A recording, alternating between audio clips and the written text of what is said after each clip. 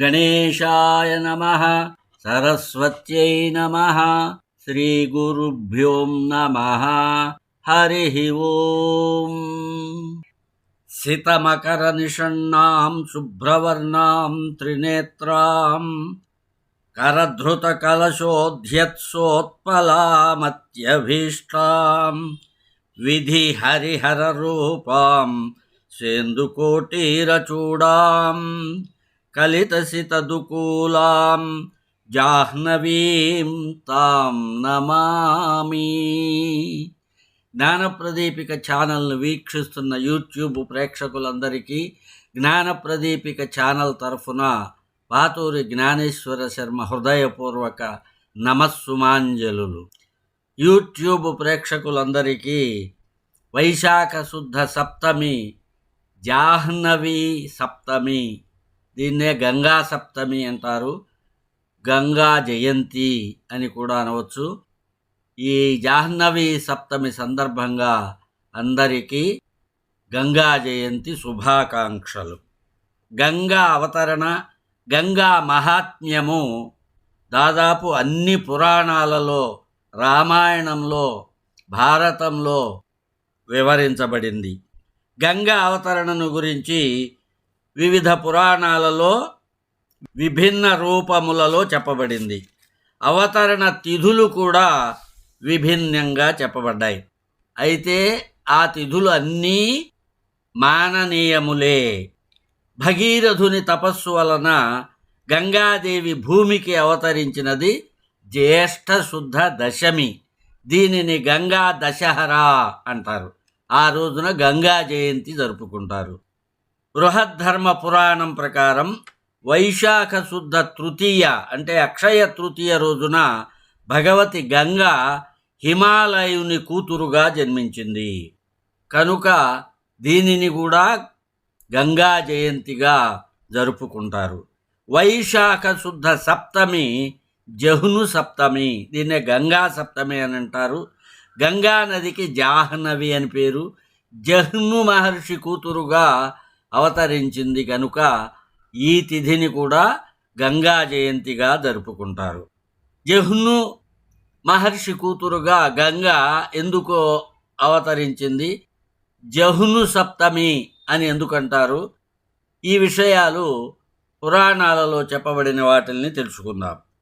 సూర్యవంశంలో సగరుడు అనే చక్రవర్తి ఉండేవాడు. ఆయనకు కేశిని, సుమతి అని ఇద్దరు భార్యలు. కేశినికి అసమంజసుడు అనే కుమారుడు కలిగాడు. సుమతికి 60,000 మంది పుత్రులు కలిగారు. ఈ 60,000 మందిని సగరులు అని అంటారు. అసమంజసుడు అన్ని పిశాచ కృత్యాలు చేస్తూ ఉండేవాడు. ఇతని దుండగాలను గూర్చి ప్రజలు సగరునితో చెప్పుకునేవాళ్ళు. సగరుడు తన పుత్రుడు అని కూడా కరుణించకుండా అసమంజసుని నగరం నుండి వెళ్ళగొట్టాడు. అసమంజసుని కుమారుడు అంశుమంతుడు. కొంతకాలానికి అసమంజసుడు మరణించాడు. ఒకసారి సగరుడు అశ్వమేధయాగము చేయ సంకల్పించి యాగాన్ని ప్రారంభించాడు. యాగాశ్వాన్ని విడిచిపెట్టారు. అశ్వరక్షణకు తన 60,000 మంది కుమారులను అశ్వముతో పంపాడు. ఈ అశ్వమేధయాగ పుణ్యంతో తన ఇంద్ర పదవికి పోటీ వస్తాడేమోనని భయపడి యాగాన్ని భగ్నం చేయటానికి ఇంద్రుడు వచ్చి ఆ అశ్వాన్ని దొంగిలించి పాతాళంలో ఉన్న కపిల మహర్షి ఆశ్రమంలో దాచాడు. సగరులు అశ్వం కోసం భూమండలమంతా వెతికారు. ఎక్కడా కనపడలేదు. తండ్రి సగరుని ఆదేశంతో భూమినంతా తవ్వుకుంటూ పాతాళానికి వెళ్ళారు. పాతాళంలో కపిల మహర్షి తపస్సు చేసుకుంటూ కనబడ్డాడు. ఆ ప్రక్కనే యాగ అశ్వం కనిపించింది. ఇగో ఇతడే అశ్వాన్ని దొంగిలించి తెచ్చాడని కపిల మహర్షిపైకి వాళ్ళందరూ లంఘించారు. ఆ అలజడికి ధ్యాన సమాధి నుండి మేల్కొని కపిల మహర్షి సగరుల వంక చూచాడు. కపిల మహర్షి కన్నుల నుండి వెలువడిన తేజస్సుకి ఆ 60,000 మంది సగరులు కాలి బూడిదైపోయారు. నారదుని ద్వారా ఈ విషయమంతా సగరునికి తెలిసింది. యాగాశ్వమును వెతికి తెమ్మని సగరుడు అంశుమంతుని కోరాడు. అంశుమంతుడు తండ్రులు వెళ్ళిన మార్గంలో పాతాళానికి వెళ్ళి కపిల మహర్షి ఆశ్రమానికి వెళ్ళాడు. అక్కడ కపిలుణ్ణి, పక్కన ఉన్న అశ్వాన్ని, ఆ పక్కనే పడి ఉన్న భస్మరాసులను చూచాడు. కపిల మహర్షిని స్తుతించాడు. మహర్షి అతని వినయ విధేయతలకు ఆనందించి అశ్వాన్ని తీసుకువెళ్ళమన్నాడు. తన పినతండ్రులకు ముక్తి ప్రసాదించమని ప్రార్థించగా గంగ స్పర్శ చేత వారికి ముక్తి లభిస్తుందని మహర్షి చెప్పాడు. అంశుమంతుడు అశ్వాన్ని తీసుకొని సగరునికి అప్పగించాడు. సగరుడు యజ్ఞమును పూర్తి చేసి రాజ్యాన్ని అంశుమంతునకు అప్పగించి తపస్సు చేసుకునేందుకు అరణ్యాలకు వెళ్ళిపోయాడు. తపస్సు చేసుకుంటూ ముక్తిని పొందాడు. అంశుమంతుని కుమారుడు దిలీపుడు. అంశుమంతుడు దిలీపునకు రాజ్యాభిషేకం చేసి గంగను ప్రసన్నురాలను చేసుకోవటానికి అరణ్యాలకు వెళ్ళి తపస్సు చేశాడు. కొన్ని వేల సంవత్సరాలు తపస్సు చేశాడు. కానీ అతను గంగను తీసుకురాలేకపోయాడు. ఆయన కోరిక నెరవేరకుండానే మరణించాడు. దిలీపుడు కూడా గంగని భూమికి తీసుకురావటానికి తపస్సు చేశాడు. కానీ దిలీపుని ప్రయత్నం కూడా నెరవేరలేదు. దిలీపుని కుమారుడు భగీరథుడు. దిలీపుడు భగీరథుని రాజ్యాభిషిక్తుని చేసి తండ్రి మార్గాన్ని అనుసరించాడు. చాలా కాలం తపస్సు చేశాడు. తపస్సు చేస్తూనే మరణించాడు. గంగను భూమికి తేలేకపోయాడు. తన పూర్వీకులకు ఉత్తమ గతులు కలగలేదనే చింత భగీరథుణ్ణి వీడలేదు. రాజ్యభారాన్ని మంత్రులకు అప్పచెప్పి గంగను భూమికి తేవటానికి గోకర్ణ తీర్థం వెళ్ళి బ్రహ్మను గురించి ఘోర తపస్సు చేశాడు. అతని తపస్సుకు మెచ్చి బ్రహ్మ ప్రత్యక్షమయ్యాడు. తన పూర్వీకుల ప్రేతత్వం పోయి ముక్తి పొందేందుకు గంగను భూమికి అనుమతించమని ప్రార్థించాడు. బ్రహ్మ గంగను భూమికి వెళ్ళేట్లుగా వరమిచ్చాడు. తరువాత భగీరథుడు గంగను గురించి తపస్సు చేశాడు. గంగ ప్రత్యక్షమై వరం కోరుకోమంది. తన పూర్వీకులకు ఉత్తమ గతులు కలిగించేందుకు భూలోకానికి రమ్మని ప్రార్థించాడు. గంగ అంగీకరించి స్వర్గము నుండి భూలోకానికి పడేటప్పుడు తన భారాన్ని భూమి భరించలేదనియు శివుడు మాత్రమే భరింపగలడని తెలియచేసింది. భగీరథుడు శివుని గూర్చి తపస్సు చేశాడు. శివుడు మెచ్చి ప్రత్యక్షమయ్యాడు. అతని ప్రార్థనను మన్నించి గంగ భారాన్ని భరించటానికి అంగీకరించాడు. శివుడు ముడివైచి ఉన్న తన జటాజూటాన్ని విదిల్చాడు. గంగ మహావేగంతో శివుని శిరస్సు పైకి దూకింది. శివుడు తన జటలను చుట్టి గంగను తన జటలలో బంధించాడు. వేల సంవత్సరాలు గడుస్తున్నాయి. గంగాజలం ఒక్క చుక్క కూడా భూమిపైకి పడటం లేదు.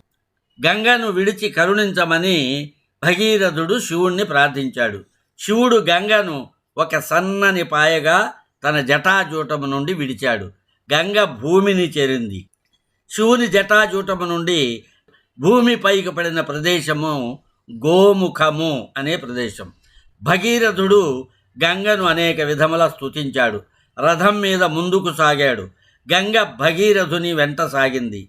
మార్గంలో ఒక అద్భుత సంఘటన జరిగింది.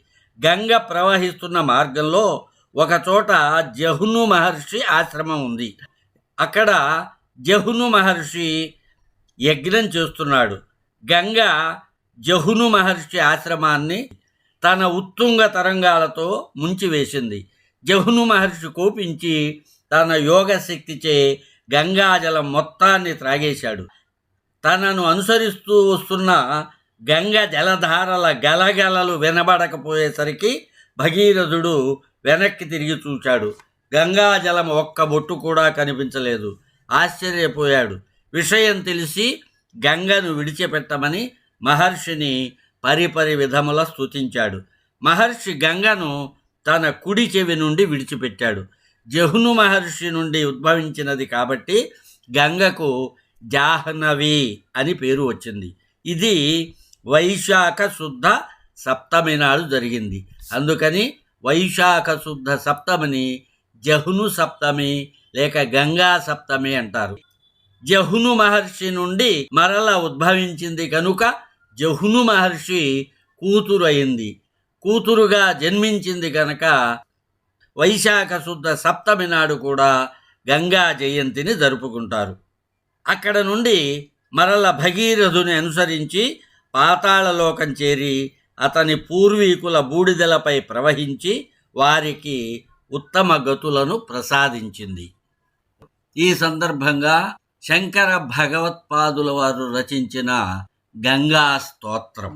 దేవి సురేశ్వరి భగవతి గంగే త్రిభువన తారిణి తరల తరంగే శంకర మౌళి విహారిణి విమలే మమ మతిరాస్తాం తవ పదకమలే భాగీరథి సుఖదాయిని మాతః తవ జల మహిమా నిగమే ఖ్యాతః నాహం జానే తవ మహిమానం పాహి కృపామయి మాం అజానం హరిపద పాద్యతరంగిణి గంగే హిమ విధుముక్తౌ ధవళ తరంగే దూరీకురు మమ దుష్కృతి భారం కురు కృపయా భవ సాగర పారం తవ జలమమలం ఏన నిపీతం పరమపదం ఖలు తేన గృహీతం